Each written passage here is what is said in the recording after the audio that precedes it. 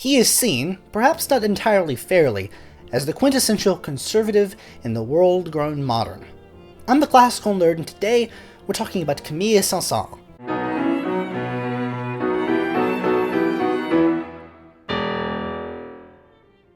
Saint-Saëns was born in 1835, and his father died of tuberculosis the very same year.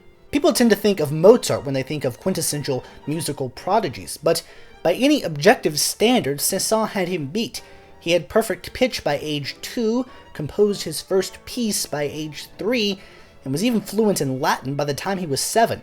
Though possessing remarkable innate ability, his family didn't want to push him into a public life before he was really ready for it. Though he received piano lessons from a very early age, his first performance was when he was 5 years old. But it wasn't a public performance, it was just held for family and friends. As any former child star will tell you, too much fame too early can really mess a kid up, and his mother was very wary of doing that to him. His first public performance came when he was 10 years old, and as an encore, he asked the audience which of Beethoven's 32 piano sonatas he should play, from memory. Saint-Saëns was a well-rounded kid. He wasn't just 100% music all the time, and his diversified interests made him a bit of a Renaissance man.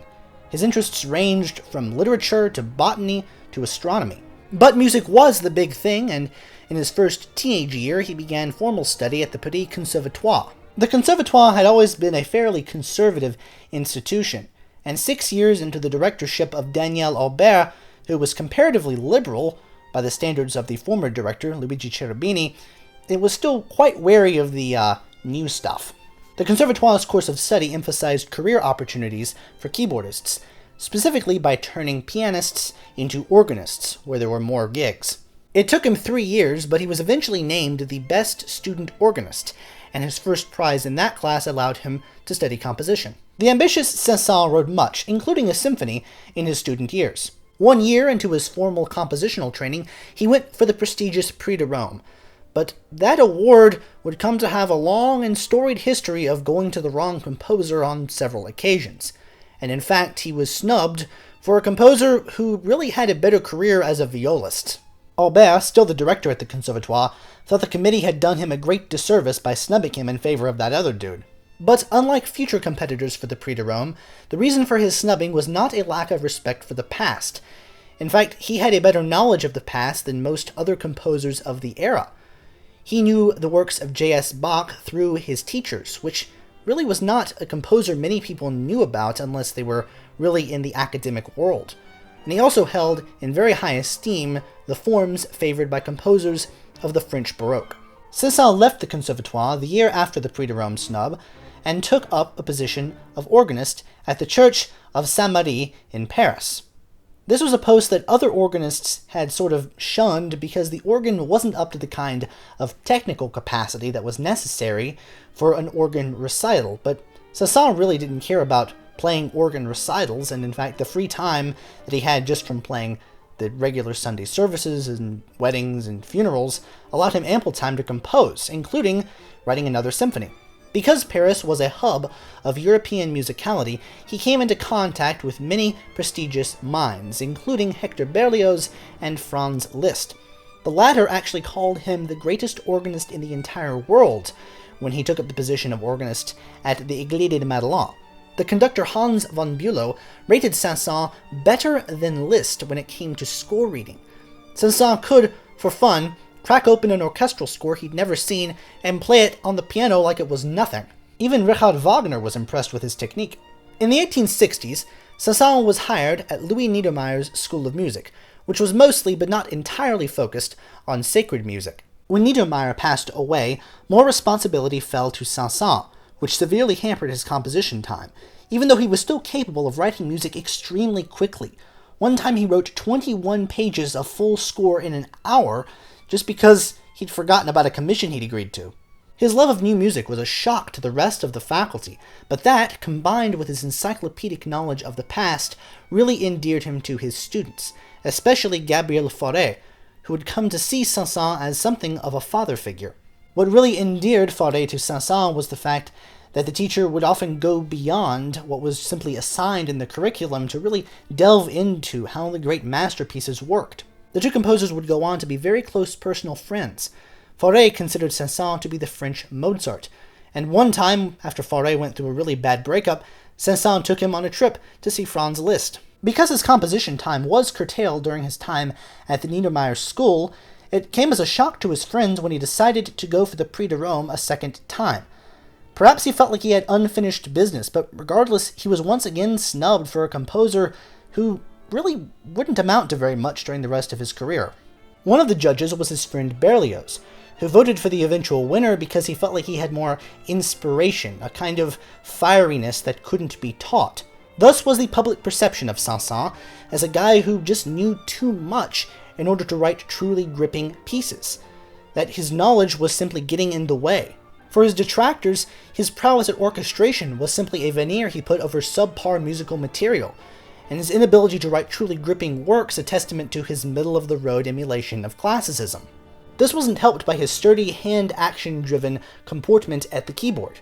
He wasn't a showboater like Franz Liszt in his mad recitals where he would literally break pianos.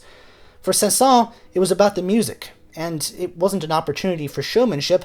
It was about, really, the business of performing. His ethos, combined with that era, made him look too rigid to have fun. This roadblock, though it would come to define quite a bit of his posthumous perception, was really only a problem in his lifetime when he was trying to go for the Prix de Rome. In many other cases, he would go for less prestigious prizes with more entrants and win those. So, make of it what you will.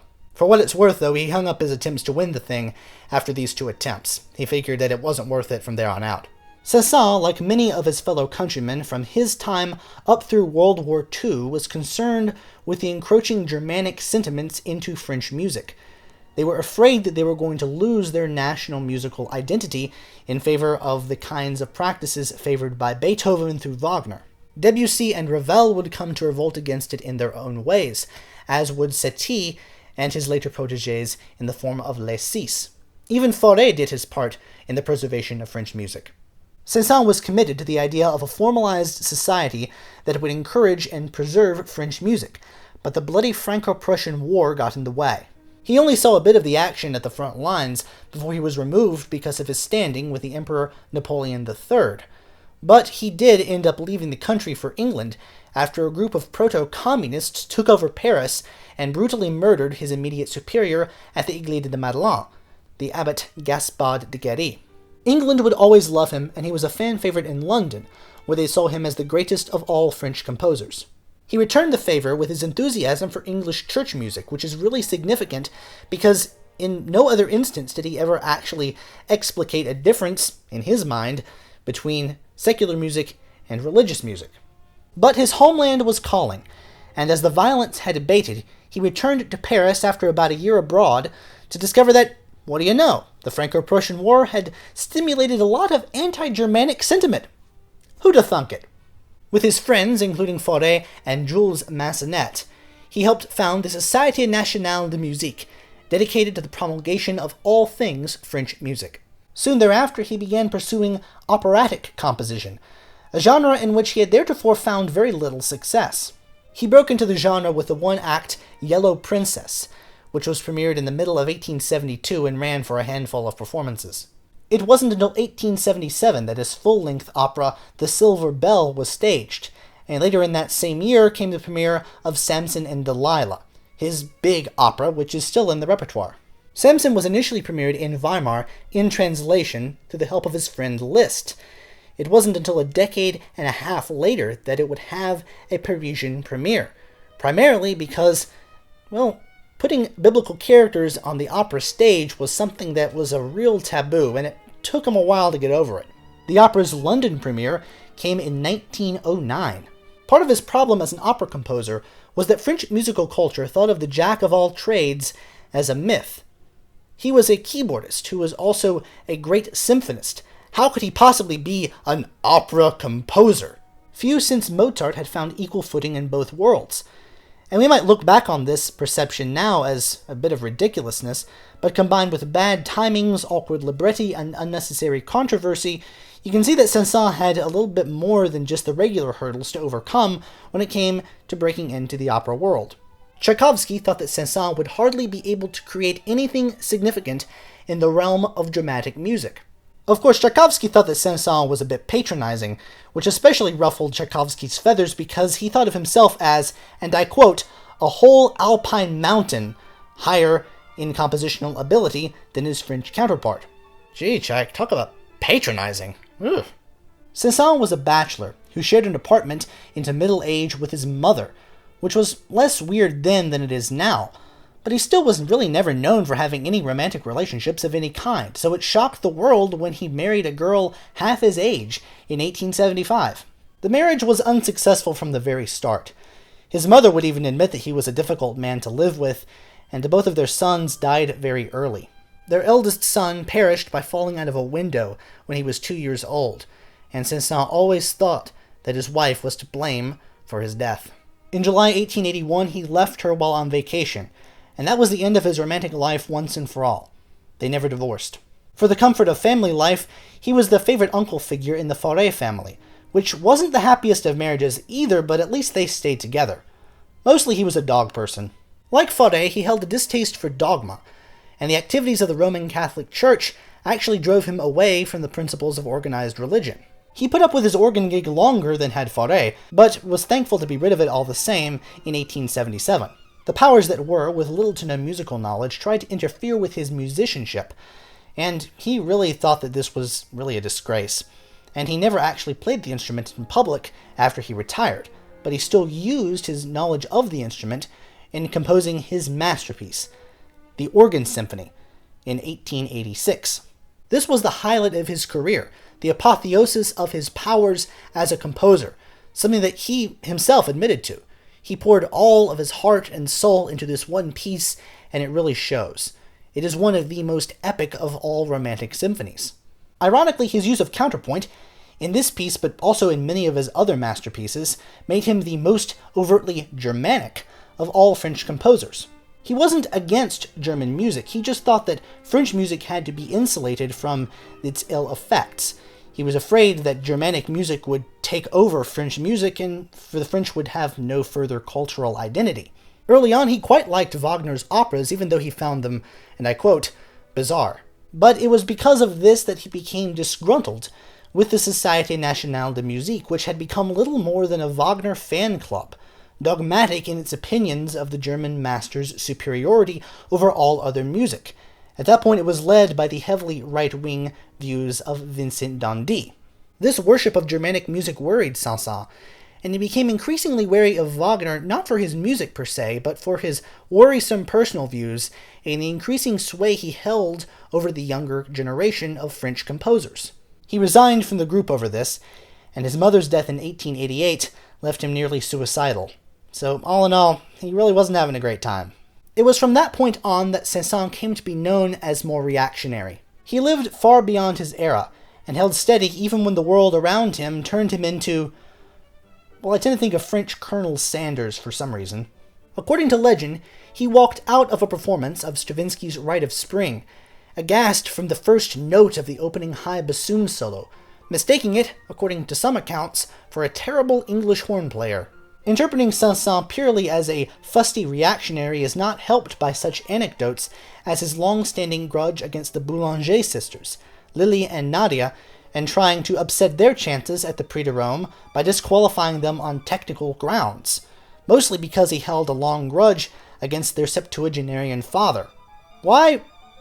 I don't really know. While he was a staunch enthusiast for the novel in the 19th century, he became increasingly disenchanted with it during the 20th. He loved traveling widely, and as he got older, this was more for musical reasons than sheer tourism. He came to the United States twice, went to Berlin on several occasions, and even went to Russia, where he became friends-ish with Tchaikovsky. Other travels took him as far afield as the Canary Islands and Vietnam. When he was 75, he even made the trip to Munich to hear Mahler's Eighth Symphony. His distaste for the world which had grown so modern even extended to his friend Fauré. When he saw his opera Penelope, he didn't like it even though it was dedicated to him. He refused to acknowledge Debussy as important, and went so far as to call his works cubist, which for him meant something akin to belongs in the garbage bin. Debussy's Les en Blanc et Noir, composed while he was dying of cancer, was to Saint-Saëns an atrocity. His words. The younger man returned fire by saying that his fear of sentimentality was due to Saint-Saëns. Needless to say, he wasn't a Schoenberg fan. In his old age, Saint-Saëns became the very thing he once despised, a musical nationalist. He now hated Wagner for this very reason, and with the outbreak of World War I tried to get all performances of German music banned. Fauré attempted to calm his old friend down by keeping him from railing in public against musicians half his age, but Saint-Saëns at some point just could not be abated. Even Ravel, who was on the front lines of the war as an ambulance driver and witnessed unspeakable amounts of horror, wrote eloquently against this proposed ban, saying it would foster less understanding and create an even more antagonistic situation between the two cultures. He even said that Saint-Saëns would be better served if he made shells instead of writing music. But Saint-Saëns wasn't just defined by the positions of his old age. He was the first Frenchman to seriously write concertos, and also he was the first to adopt Liszt's idea of the symphonic poem, the next stage of orchestral evolution, casting its wares in one continuously programmatic movement as opposed to the multiple movements, which may or may not be programmatic, of a standard symphony. Saint-Saëns' contribution to the form includes his famous Danse Macabre. He was also unafraid of putting the experiences of his wide travels into music, such as in his fifth and final piano concerto, known as the Egyptian, or his more famous Fantasia, the Africa Fantasy. These were inspired by his regular winter trips into North Africa to get away from the harsh Parisian winter. He traveled even further than that, defying German ships to try to sink him as he went abroad to raise money for the war. At age 86, he was seen as just as sharp as ever, in conversation and at the keyboard. But in the winter of 1921, when he was on vacation in Algiers, as was his winter custom, he died of a sudden heart attack, a bolt from the blue for someone so healthy for so long. Saint-Saëns was not above fun, but he was really wary of the public perception of him and his work. Thus his most famous piece, the Carnival of the Animals, for an eclectic chamber ensemble, was barred from public performance or publication, save for one movement of it, until after his death. Its private performances were held for such luminaries as Franz Liszt and Pauline Viardot, so people did know about it, but he just didn't want this unserious piece to be out there because he wanted people to really take him seriously, and he realized that he had a hard time, really, with his reputation as it was. He wasn't even above a good parody of his own work, as he put in a cheeky xylophone solo as an homage to Danse Macabre. He was also the first serious composer to write a film score, when in 1908 he scored the 18-minute The Assassination of the Duke of Guise. Whatever you might think of his music today, Saint-Saëns is a composer whose work deserves more than simply a passing glance. His music is not as superficial as his reputation, wrought by his long life, might otherwise lead you to believe.